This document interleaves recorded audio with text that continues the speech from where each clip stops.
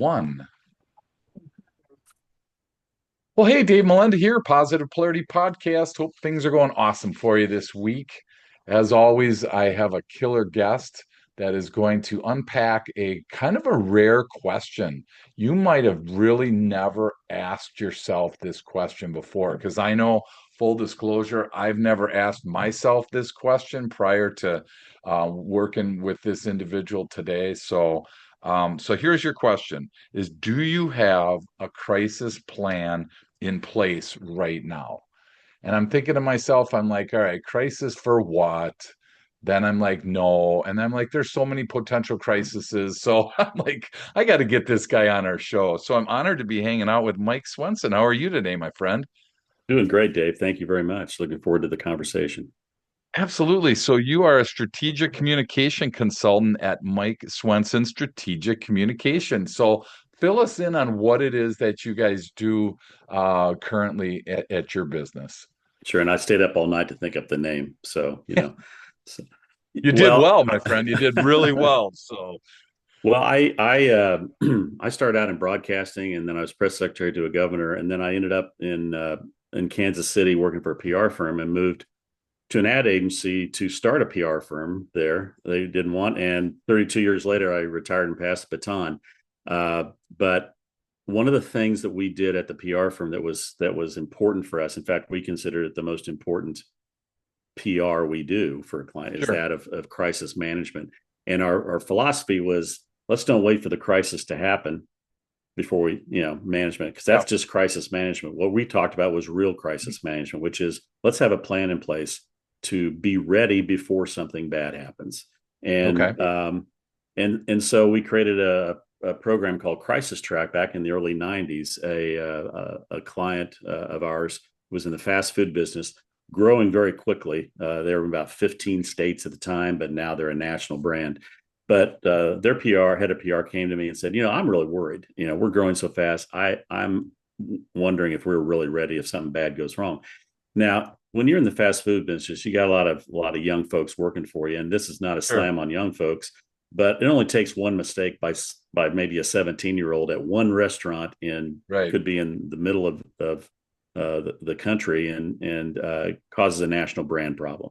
So we got in a room, and our premise was, let's keep this simple. We don't need three notebooks up on the shelf that we got to pull off and blow the dust Sure. off of and say, okay, what do we do now?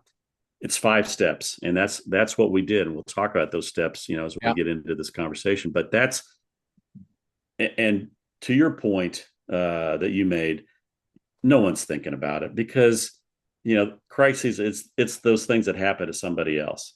So what our approach is, Dave, is to help businesses and entrepreneurs who are starting businesses understand crisis planning should be part of your ongoing operations. It should be part of your everyday operations, not something you have out on the back shelf, and then when something happens, you rush around and try to get it fixed. Sure. Wow. Well, that's really probably a different perspective than most people have right now. And I would say, again, from my perspective in the companies that I've owned, we did not have, crisis management plans. We just, we're busy, so focused on the day to day, like you said. Eventually, occasionally, you do some strategic planning, and you feel really good about that. I don't think we really did any contingency planning or plan B or crisis planning. So, thank you again for jumping on today. I want to unpack that. But I kind of want to go back to what you mentioned, and we love to talk about the journey that people have had. So you started in corporate America. Sounds like you were in government for a little while. A reformed person out of the government. Congratulations on that. But thank you for your service as well. So, like, for the people listening, because again, we have a lot of people around the world right now listening that really want to own their own business. They want to start their own business. Maybe even they have an idea and they want to start a side hustle, and we always put the caveat in that there's no right or wrong way to do it. Just because Mike said he's got his way doesn't mean that we necessarily have to go that route. So that's the caveat. But kind of share early in your journey, was entrepreneurship in your brain? Were you totally not thinking that until a certain spot? Kind of walk us through that if you could, Mike. Yeah, I'm pretty sure I wasn't thinking about starting and running a business at all because my in the eighth grade, our eighth grade social studies teacher had us write a paper on what we wanted to do when we grew up, and Okay. I knew instantly what I wanted to do. I wanted to get into broadcast journalism.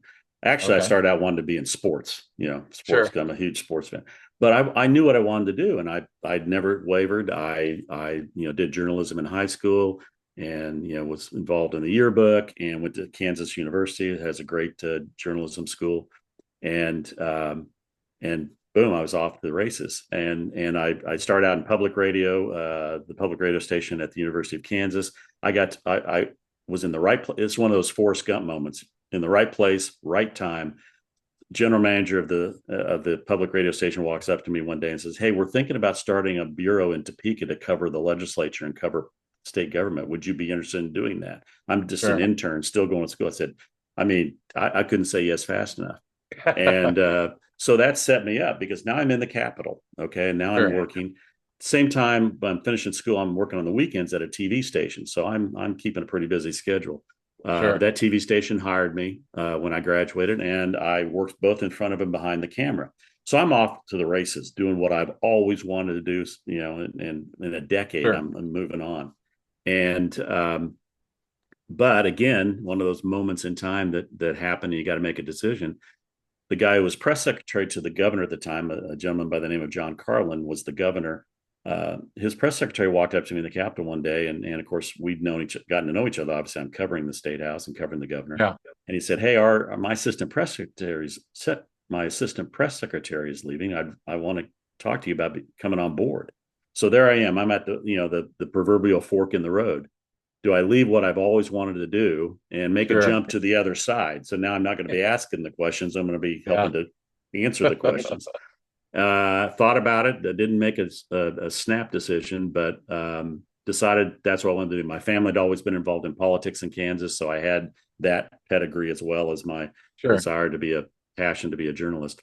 So I did it and made the jump, and that made all the difference. I worked with with the governor, helped him get reelected, and was his press secretary for his entire second term. I call that my graduate school. So Sure. there I am. I'm 11 years into my career. I've worked in the media. I've now been on the other side doing public relations without really thinking about it. Yeah. Work on another campaign in '86. Our lieutenant governor ran for governor. He didn't win. I wake up the morning after election day going, "All right, I've got about 80 days to figure out what I'm going to do because the guy I'm working for is term limited. He couldn't run again, so he's going to Sure. be leaving." Thought about a lot of things. I actually thought about going back into broadcasting. I thought, well, I've done news, I've done production. If I go back and do sales, I'll put myself on a management track, and I can maybe run stations someday, or who Sure. knows where. But had a call from a friend, and she said, "Hey, there's this PR firm in Kansas City looking for an account executive." And I said, "Oh yeah, let me try." So I interviewed, ended up getting the job. There's an interesting story there, which we can come back to, a good lesson. But I was only there for a year, but I learned a lot. And then I moved to the agency called Barkley and Evergreen. Ad agency, didn't have a PR firm. The founder wanted one.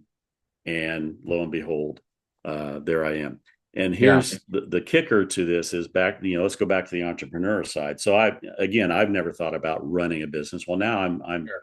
being asked by, so the founder of Barkley and Evergreen, a guy named Bill Fromm. Bill sat me down and said, I didn't hire you because I've been hired by somebody else to come into the PR that was kind of Sure. starting up, but wasn't going very well.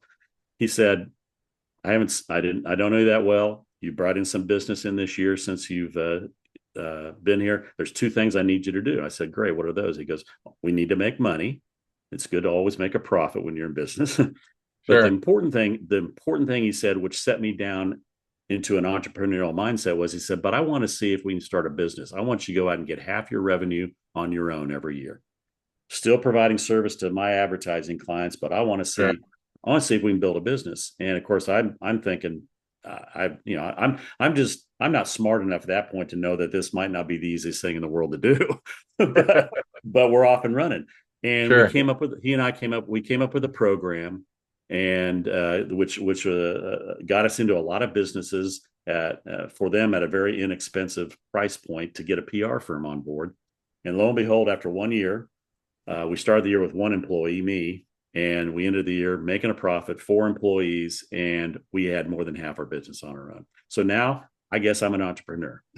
Sure. So, For somebody else, that's awesome. Well, and that did that then, how did that you end up getting to own your own then? How long did you partner with them before you did this on your own? well, I always stayed connected with them, but we acted as a separate business all the way along. Okay. So Sure. I ran, and because the other thing he said is, you do those two things. Is I don't understand PR. You can do it. You run it. Just give me those two outcomes, and we're good. So we continue to be associated with them and connected, and which was great because we would benefit when they picked up a new client. We might get some work out of it. At the same time, we were starting to bring in business that needed advertising services. So we just cross pollinated a lot and grew over the Sure. years. And then two areas moved us really into the national discussion as a PR firm. One was cause marketing, where we partnered corporations with nonprofits to do good. The second was crisis communications through Crisis Track. And those became door openers for us because we could get in the door with a company who already had a PR firm, but they weren't doing cause or they weren't doing crisis. So we'd get in the Sure. door, and then sometimes that became a way for us to get more business. So those two were great door openers for us as well, and it put us on the national stage. Sure. Was crisis management kind of a revolutionary thought at that point, or was it already kind of a well-known topic that you were involved in that situation? That's a good question. I think the answer would probably be it was emerging. People were starting to think more about it as the world started moving faster. Sure. Media, so we're talking 80s and 90s. So Yeah. television is still king, and and traditional media is still king. We aren't into the internet yet when we started this Right. process. Sure. Um, so everything gets accelerated as all the media and the technology changes occurred. And so then I think then people realize we don't have as much time. It's not like we could have something bad happen. We don't have to worry about until the next day's newspaper that might Yeah. come out. We've got 24 hours. No, you don't have that anymore. Now Right. we're now, a crisis happens, and within 5 minutes you could have a phone call. So Sure. are you ready for that? And that's what Crisis Track does. It's a simple process that puts in place the steps needed to react quickly, and then you move on from there. And that's the key, is to react quickly and have a game plan and sleep better at night. Sure. And as a consumer, I guess, Mike, what comes to my mind was like what happened with Tylenol. That to me seems like the typical crisis, that not typical, but that seems like right in what you're talking about. But like there seems to be, and you talk about smaller ones as well. Maybe data gets hacked, not that that's small, but in relation to the grand scheme of the Tylenol thing, or a natural disaster. There's so many different crises that can happen. We were talking about this before we jumped on, so I kind of want you to help the listener and help me understand. How does a one size fit all type of program that you offer, how does that work in all these different areas? Because you were talking about maybe a disgruntled employee that puts a viral video on, or a product defect that leads to an injury, or the data that gets hacked, or the natural disaster. I mean, those seems to be so vastly different in origin and in kind of how do you deal with it, but yet you've put together this program that handles that. So is that program you have handle all different types of crises? This is a great topic, great question, Dave. And the answer is yes, it does. And here's why. Because when you don't have a plan in place, and I'll do the 5 steps here in just a second. When you don't have Sure. a process in place, then each crisis does become different and individual. What Okay. Crisis Track does is says, look, we're going to have potentially a multitude of different things happen to us. But here's what we need to do to make sure we're ready to deal with all of them. So number one and most important, well, they're all important.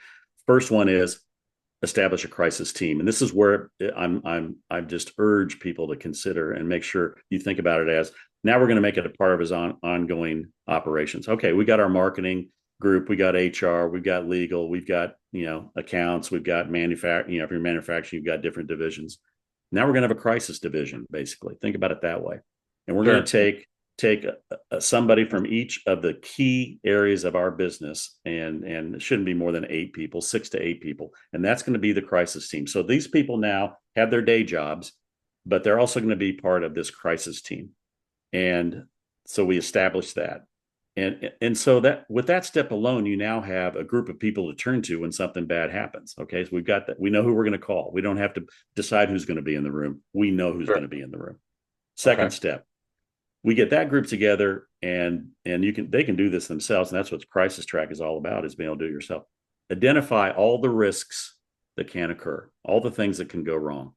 And I can tell you over the years, Dave, when we did that exercise, it was always an eye-opening experience for the team, Yeah. because let's say you and I are on that team. You're going to walk in with your list of things that you can go wrong from your perspective. I'm going to walk in with Sure. mine. Somebody else is going to walk in with theirs. There'll be overlap, but guaranteed every time you brought in something I never thought of, and I brought in something you never thought of.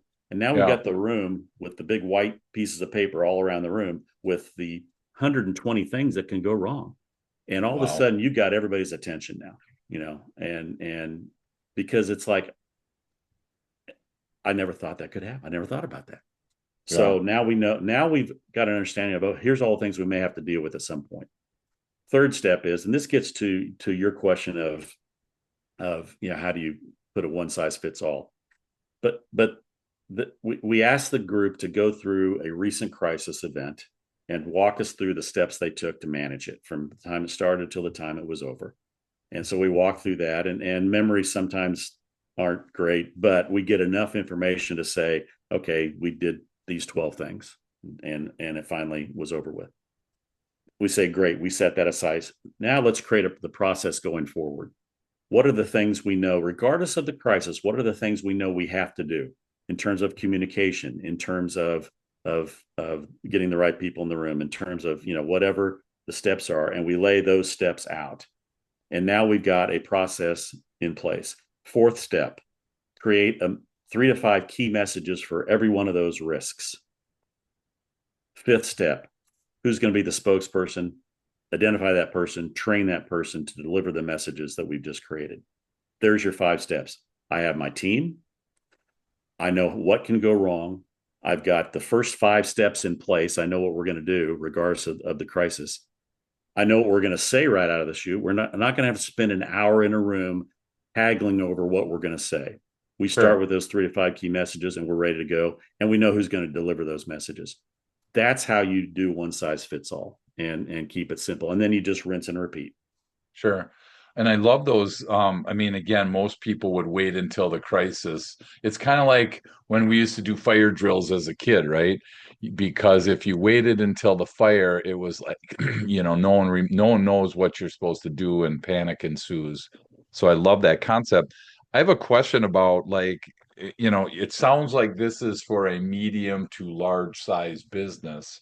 We have a lot of small solopreneurs. We have a lot of 3 to 5 to maybe 10 people, companies that listen to this as well, Mike. So I'm just curious, how do you downsize this for a small, $2 million company that's got 10 employees or something like that? How do you mitigate that risk, but yet still use your 5-step process? Well, actually, my target audience in my mind for this is a small to medium sized business under 30, 40 employees. Okay. And so let's talk about a 5-person company. Let's just get it down to a small group Sure. of people. Yeah. Bad things can still happen. Okay. Uh, Regardless of the business you're in. Well, now your entire team is, those 5 people are going to be the crisis team. Likely, that's fine. They're Yep. doing everything. That group's doing Sure. everything. We'll just add one more thing on top of it. But by Right. by by getting this process in place, you're actually making everyone's job easier down the road. So when something bad happens, we're not scrambling. So let's just say, okay, now I've got to add this to my list. We go through the process. We identify, get in the room. We identify that group's system. What can go wrong? We go through everything. We decide right now what are the first 4 or 5 things we're going to do regardless. And a lot of that is about communication to your key audiences, to your internally, obviously, but all more to a small company, your customers, regardless of their size, but certainly your biggest customers first, your prospects you've been talking to, and now you're in the news because something bad happened. You want to communicate with them directly, and because we have messages, we know what we're going to say. Okay. Sure. So it works for 5 people company. It works for a Fortune 500 if that's the case. And we Sure. worked with all sizes of organization. But that's why I think the beauty of this is it's not difficult. And at crisistrack.com, I have 9 videos which walks everybody through the process, and they're like 15-minute videos each, so you can watch them. But it walks everybody through the process. They can do it themselves, and I'm more than happy to get on a Zoom like this if they get stuck Sure. somewhere and help them through it. Okay. So, and that was going to be my next question before we jump into break is where do you fit into this? Because I see that you can buy the track system, you can buy the system on your website, and there's videos like you just mentioned. So, I'm assuming that there's a spot, your sweet spot, where you're doing more than just providing content. Do you also come alongside somebody that might be needing your assistance in this process? Is that, tell me how you fit into this, if for a listener that wanted more than just a video and more than just a system that they would buy online. Well, sure. And as I said, I'm more than willing to get on the horn with them, call, Zoom, or whatever, and just help them walk through it. They get stuck in the 5th video with something they don't understand. They can reach out to me through my LinkedIn profile. Has all my contact info on there, and I'm there for them. I'm not looking to make $1 billion off this thing because I've had my career and I've done all that. I this is my passion. This is what I want to do in my retirement is help companies of all sizes understand this is something you should have in place. And believe me, if you put it in place, you will sleep better at night because you're going to know that if something happened at 3 o'clock in the morning, uh, we've got the pillars in place to make sure that we're Yeah. going to get off to a good start in managing it. And if you get off, the first 24 hours is critical in this day and age. Maybe it's the first 12 is Yeah. critical. Sure. But if you go off to a good start and you've been communicating with all the right people, you got the right messages going on, and your team's working the problem and trying to fix it.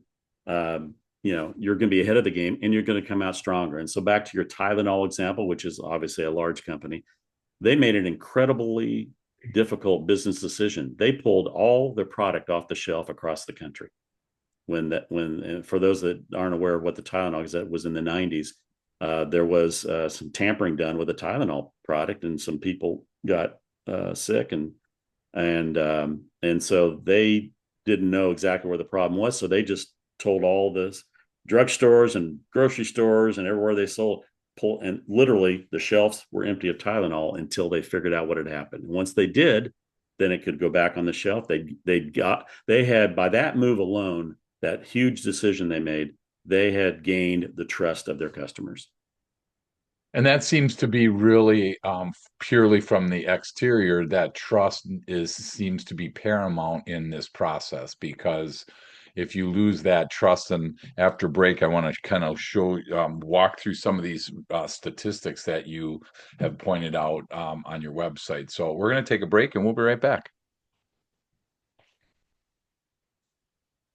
Welcome back. I'm honored to be hanging out with Mike Swenson. And what a great company name, Mike Swenson Strategic Communication. Great job. Like you said, you stayed up for a long time on that one. So good job. Probably, well, with your PR background, you nailed it. So but you mentioned, for instance, one of these one of these stats said 40% of businesses never reopen after a major crisis or disaster.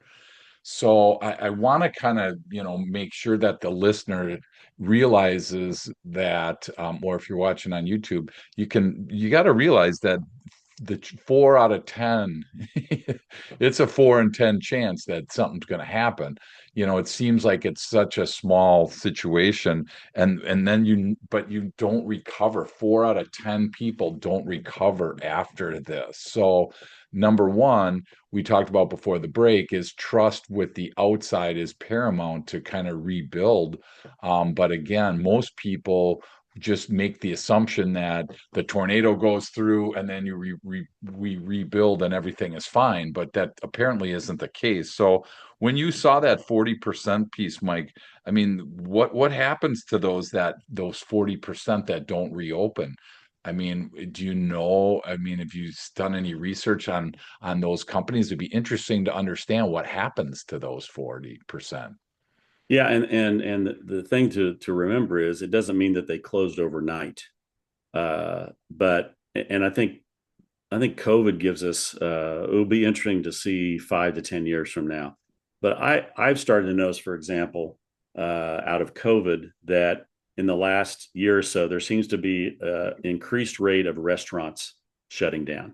Now they didn't shut down right after COVID, but that may have put them on a slide because they Sure, weren't ready. They didn't do it. I mean, those restaurants that figured out how to do takeout and all that stuff, they survived. They went fast. So it's not just an overnight, but it's like a big crisis not handled well, puts you on a bad path. And then you start making other decisions, and then now you're scrambling for business because you've lost some business, because people saw you not handle yourselves very well when a crisis hit. sure. You made missteps, and you compounded the problem. I like to use the phrase, throw, don't ever throw gasoline on your own fire. And that's what happens a lot of times when a crisis hits and they're not ready, is they compound that problem by creating more problems in trying to fix it because they didn't have Yeah, it. They weren't.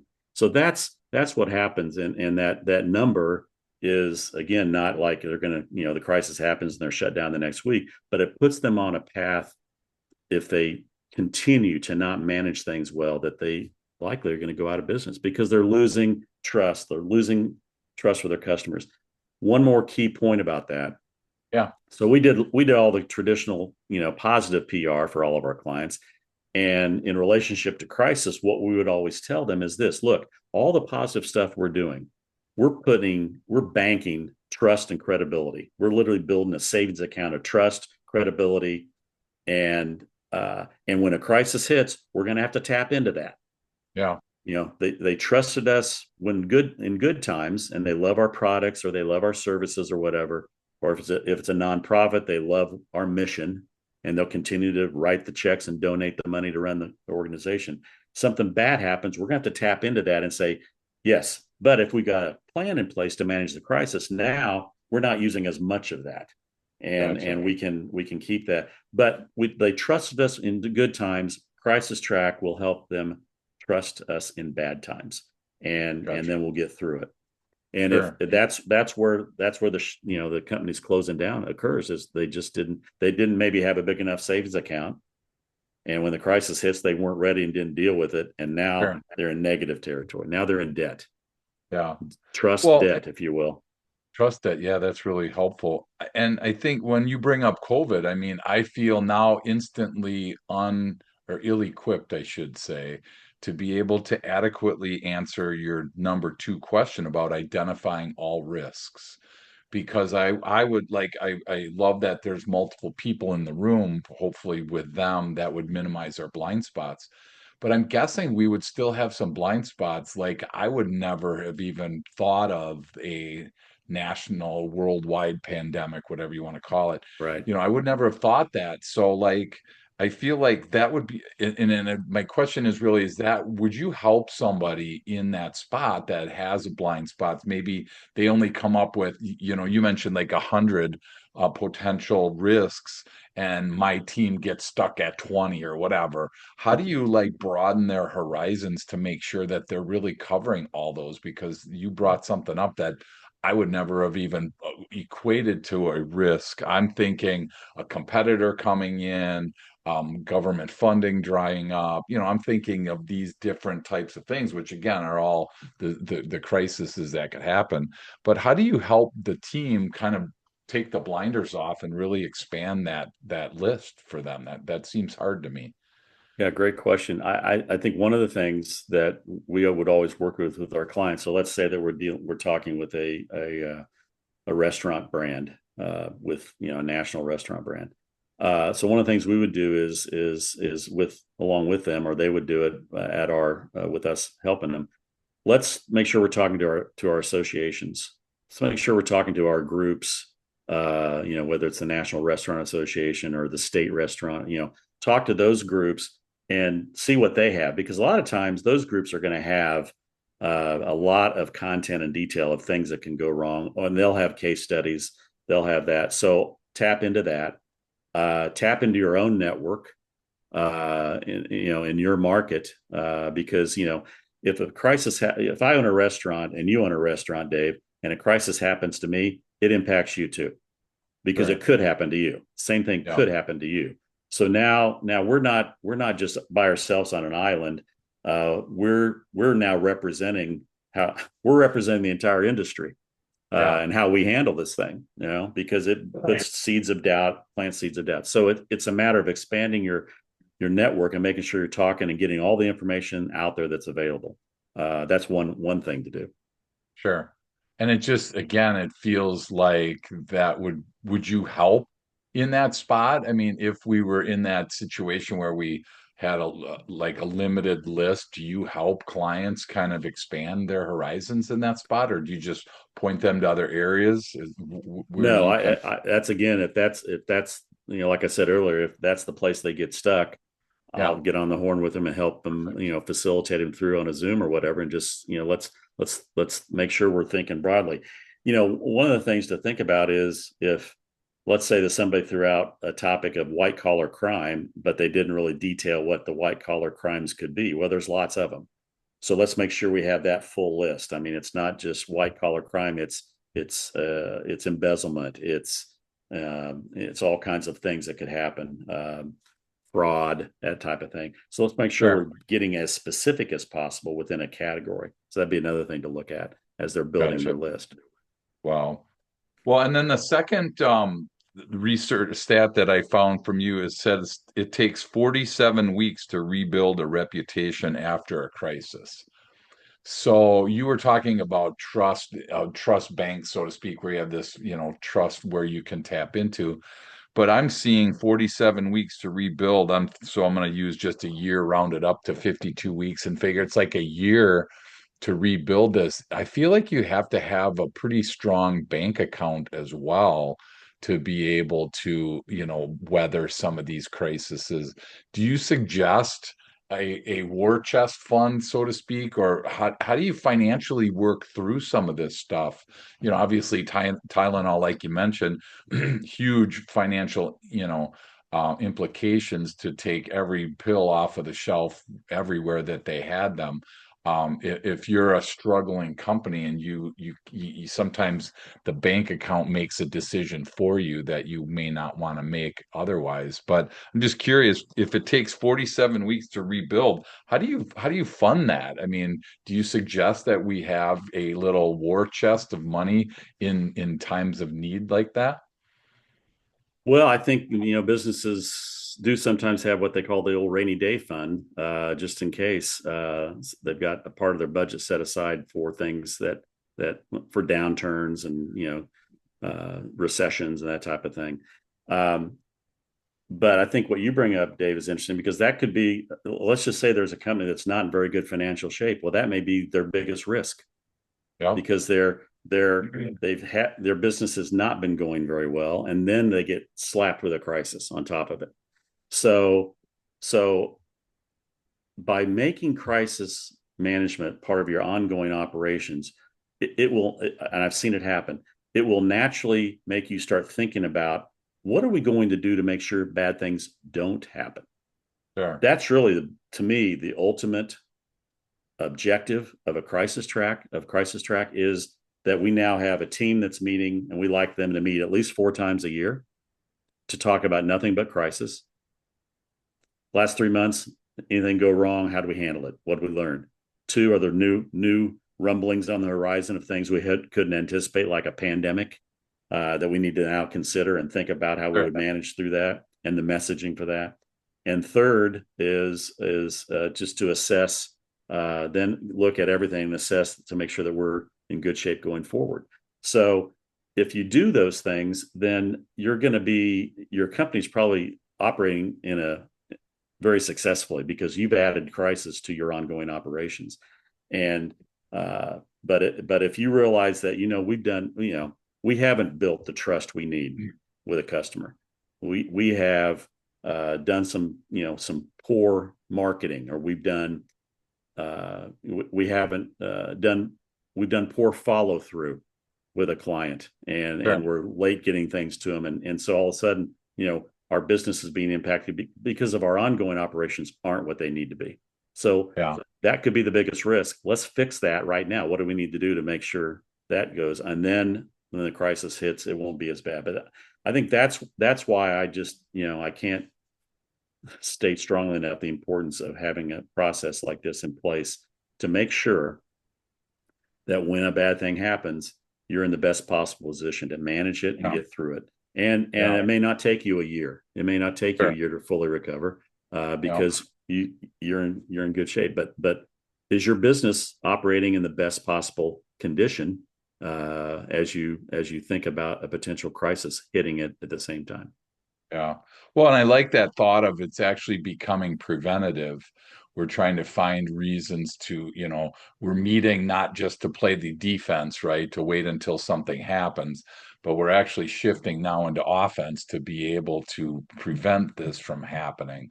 So I think that that's a really smart place to be. I got to believe that there's a lot of people right now that are just like crap.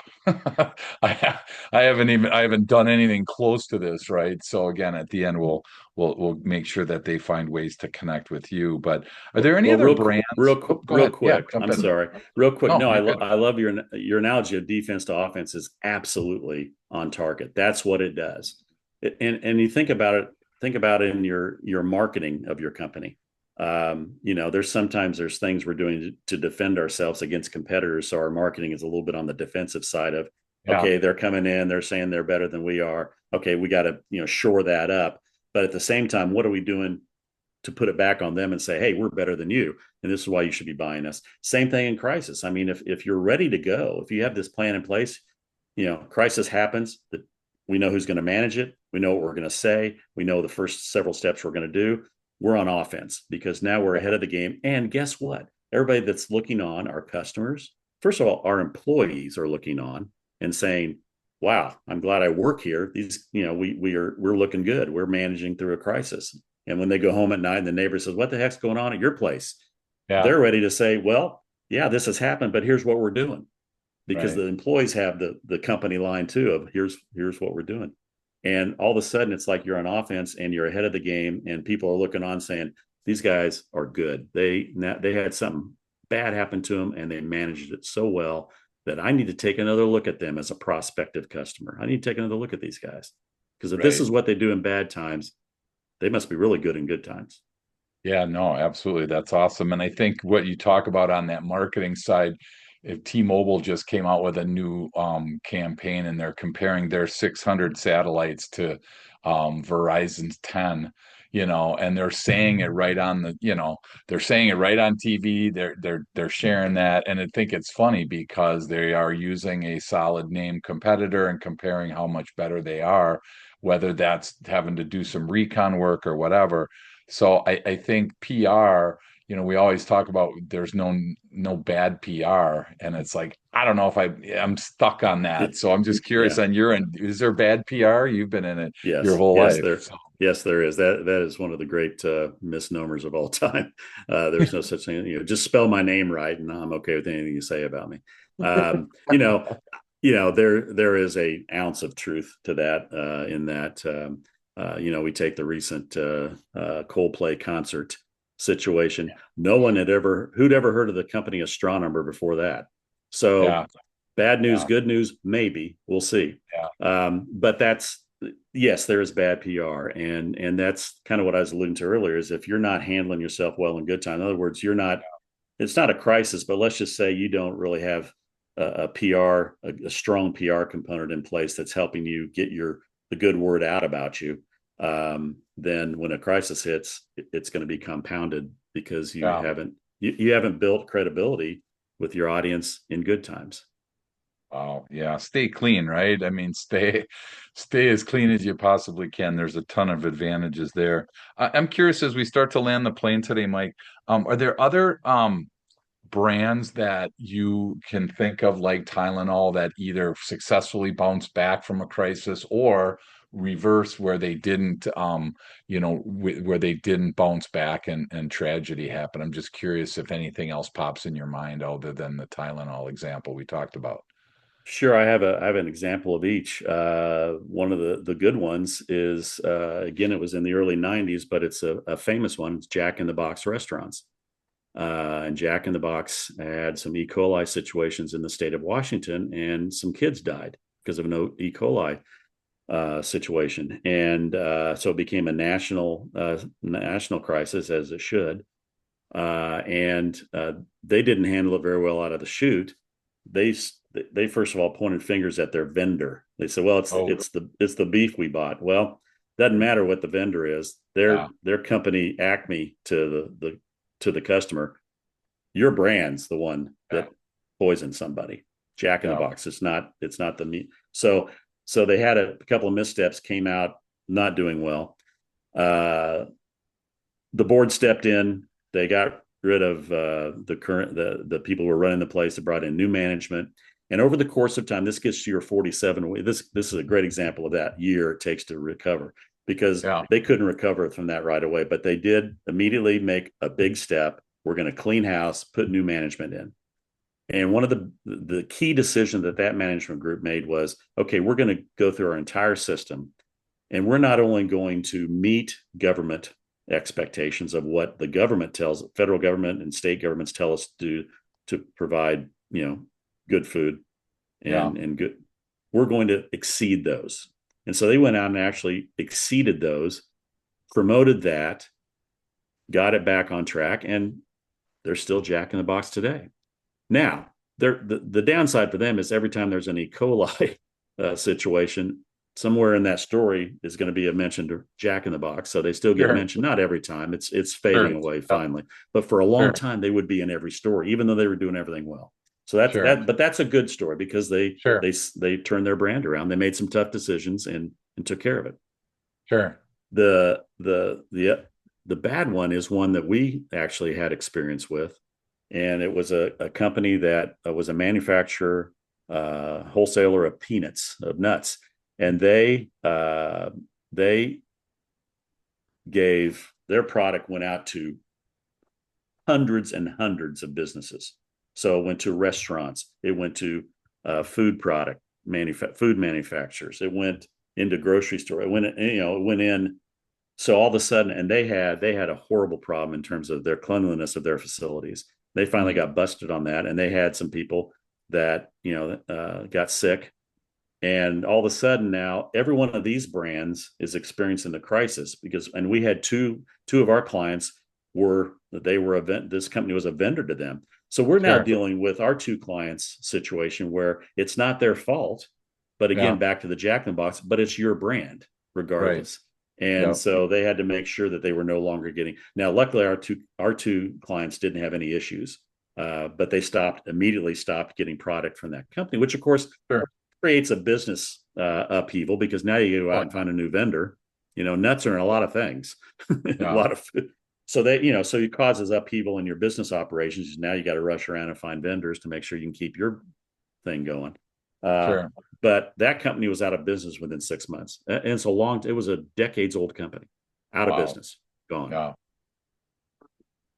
Those are the two different, As they should have been, because they were sure, bad actors and they were yeah, trying to get away with not doing things the right way in terms of yeah. in terms of the cleanliness of their facilities. Well, and I think that like it's interesting you bring that up because like the first immediate comment from people, generally, whether it's the government, which again, I've never, and I'll ask you, have you ever heard a president take responsibility for anything? regardless of what side of the aisle you're on, it's always somebody else. It's the country, it's the weather, it's the other side. I mean, I just wish for once that somebody would be able to say, you know what, I really messed this up and we're going to fix this. I don't get that, but I think, even to Jack in the Box, their first initial knee-jerk reaction wasn't, oh my gosh, we got to get this right. It was our beef vendor to try to take that spotlight off of them and put it onto someone else. And I think that's like the worst thing you can do in a crisis is try to get out of it or blame somebody else. I mean, do It is the most worst. It successful is the worst. places do they just own up at, like, I mean, and it might take a little bit, but boy, that seems to be like my first thing would be to find a way to own up rather than to get out of it. That is exactly what should happen. And to dig down a little deeper on the delivery of the message. So I talked Yeah, about we have to find our ongoing spokesperson who's going to do the day in and day out. And that's not going to be the head of the company. Even in a small company, we don't want the president or the founder of the company to be the main spokesperson, because we want to reserve the right to use the main person in special ways. For example, the number one way would be what you just said, is for the head of the company at the beginning of the crisis to step out and say, we own this. This has happened. We own it. We're working on it. We're going to fix it. yeah, And it's not, we don't haven't fixed it yet, but we're working on it. I've got our team's working on fixing things, and we're going to we'll get back to you. Then yeah, that person steps aside, and the regular person comes in, the regular spokesperson comes in and says what they need to do, and deliver the messages, sure.